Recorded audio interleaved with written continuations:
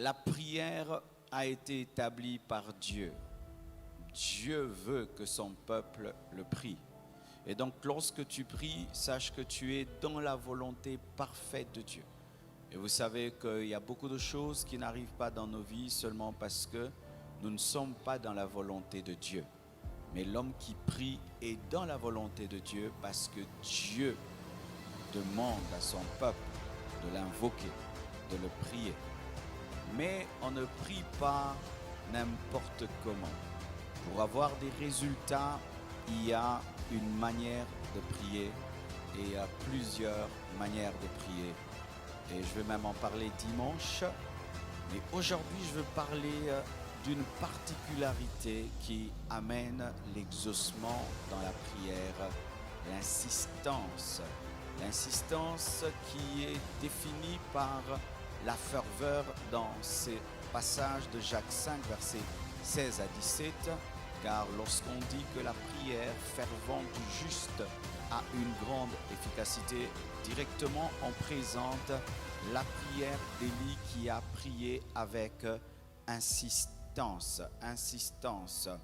Quelqu'un insiste lorsqu'il a un désir ardent. Quelqu'un insiste lorsqu'il s'attend à une réponse. Quelqu'un insiste lorsqu'il est déterminé et persévérant. Quelqu'un insiste lorsqu'il sait que sans obtenir la chose demandée, sa vie ne sera jamais transformée. Quelqu'un insiste lorsqu'il est en position de faiblesse et d'humilité. Et la Bible dit que la prière fervente du juste a une grande efficacité.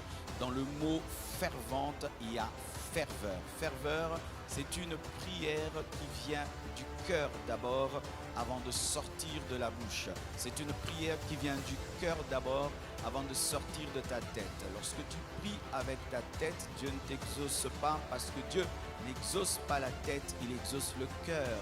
La prière fervente, c'est la prière qui vient du cœur. Et ce qui vient du cœur est toujours vrai. La prière vraie, la prière du cœur. La prière de la tête, des fois, peut être extraordinaire, faite de beaucoup de phraséologie, de beaucoup de versets, beaucoup d'impressionnisme, sans qu'elle puisse être fervente. Mais la prière du cœur, qu'elle soit une prière à haute voix ou une prière à basse voix, elle est toujours efficace.